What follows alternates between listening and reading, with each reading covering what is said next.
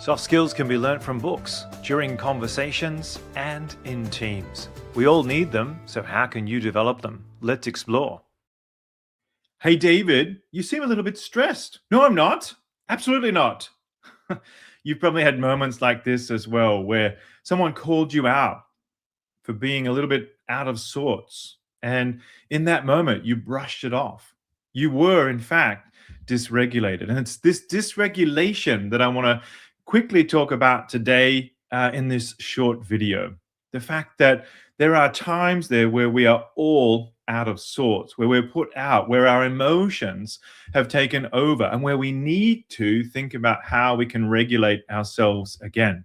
Self regulation is one of the 30 soft skills, which I think is absolutely fantastic because it works in combination with so many other things. If we're not regulated, how can we bring our emotional intelligence? If we're not regulated, how can we be empathic with others? When we're dysregulated, how are we communicating? We might be dysregulated because of the teamwork and the teams that we're in, or the lack of collaboration that we might be experiencing as well. There's so many different reasons why we might be dysregulated. So regulation is the number one thing. Our nervous systems are ultimately needing to be regulated in order for us to be able to live our days, to be more effective in what we need to do. So here's a little reminder of our 30 soft skills. And as always, I recommend the book by Kubatova from the University of Olomets, where you can go through each of those soft skills. And here we see the definition of regulation. I need my glasses to see. Self-regulation lies in the capacity to modulate one's emotional responses, behaviors, and impulses, ensuring alignment with personal values and societal norms.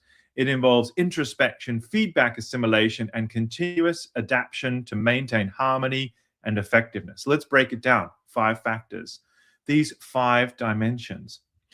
Emotional alignment. This is all about the regulation of your emotions. What's happening for you? Can you recognize things inside? Behavioral modulation. So what are you doing when you need to re-regulate, when you need to calm down, as people might say? That might mean that you have to engage in certain behaviors. Impulse control. So can you control those impulses, those moments there where you are off on a tangent, where you see and hear others sharing with you the need to perhaps change your direction a little bit here as well. We don't want to act on impulse. And this is important. When we're dysregulated, we may be more likely to do that. We get feedback from others all the time, and feedback from our environment, feedback from our body. So how are you integrating that feedback? And continuous evolution. This is the idea here that we need to know that our behavior is evolving, that we are responding to patterns. We need to know that maybe we are being triggered. And so how can we work on ourselves? Maybe we need to tweak our environment a little bit more. So I wanted to share here some ideas, some ways in which we can absolutely regulate ourselves. And one great one I got years ago from 6 Seconds that I've adapted here was HALT. HALT in German is the word for stop, which is great. HALT stands for hungry, angry, lonely, or tired. But in a recent class, I recognized that we need to add another T for thirsty. My students were so thirsty in one of their classes that they couldn't focus. So start with your thirst. Think about it. I'm feeling dysregulated. Grab yourself a bottle of water. And water is better than coffee because coffee may push us in a wrong direction. Am I thirsty? Great. Am I hungry? Maybe you are fasting, and maybe it's a certain time of the year where you just need more energy, more food. Maybe grab a mandarin, grab an apple, grab something that can give you a quick burst of energy. Angry. Things aren't going your way today. What can you therefore do? And we'll talk about some strategies in a minute. But recognize, I'm angry. This will help bring the emotion back online, start to bring in rational thought. Okay, why am I angry? Or what's the effect of this anger on my behavior? Do I need to modify something? Am I lonely? So if I am lonely, okay, can I talk to a friend? Can I pat my dog? Can I do something that will reduce that loneliness? Can I make a call to someone and just check in with them, flip it? And that loneliness may subside. And am I tired?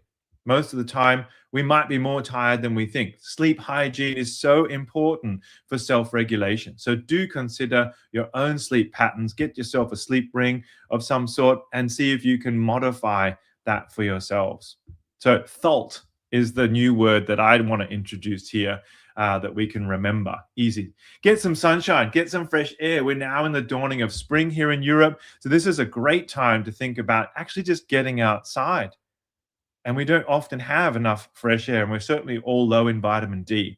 So, get yourself into the fresh air, have a fresh air break. 10 minutes every 5 to 10 minutes every hour is not a bad idea. Work on your emotions. Now, that doesn't mean try to control them, repress them, suppress them. But what it means is, can you use, for instance, the tools of emotional intelligence, whether from Mark Brackett or from, say, Joshua Friedman? And I actually attended a wonderful webinar the other day through 6 Seconds. And they talked about, Mark and Josh were having a conversation. And two great quotes came out that I want to share with you here. Mark Brackett said, "You can have your feelings, but they don't have to have power over you." Isn't that interesting? Work on your emotions. You can have your feelings, but they don't have to have power over you. And so when we recognize, this emotion has had power over me, I'm dysregulated, now's the moment maybe to work on that. The other quote from Joshua Friedman is, "Emotions travel in packs. Look at the pack."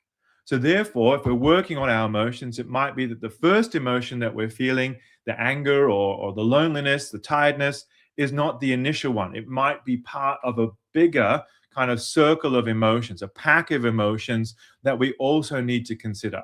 Do I really just need a hug, or do I need to connect? Am I missing something? What's happening for me? So this allows us to dive deeper when we recognize it's just not one emotion, but it could be a mixture of emotions that we want to pay attention to. Recognize our own optimal performance. Now, what I mean here is that there is an optimal performance curve that says that we need to have a little bit of stress, but not too much stress. And so therefore, you might recognize, well, maybe I'm on the bored side. Maybe I'm lacking the stimulus to get on with it. Maybe there's too much time. So give yourself a false time schedule, and maybe you'll increase your stress levels just a little bit to move into that optimal performance zone. And lastly, commit to yourself that you are willing to have and want to work on not being too dysregulated all the time.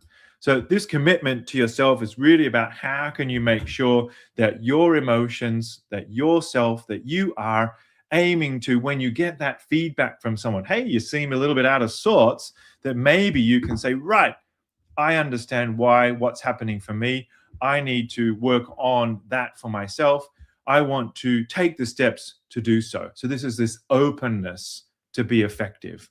And this may help you, therefore, to understand that dysregulation is a signal for thalt, a signal for doing something a little bit more differently. So aim to understand when those situations happen. With that awareness, we can create a new intention, which is great, because then that will tie back into our purpose.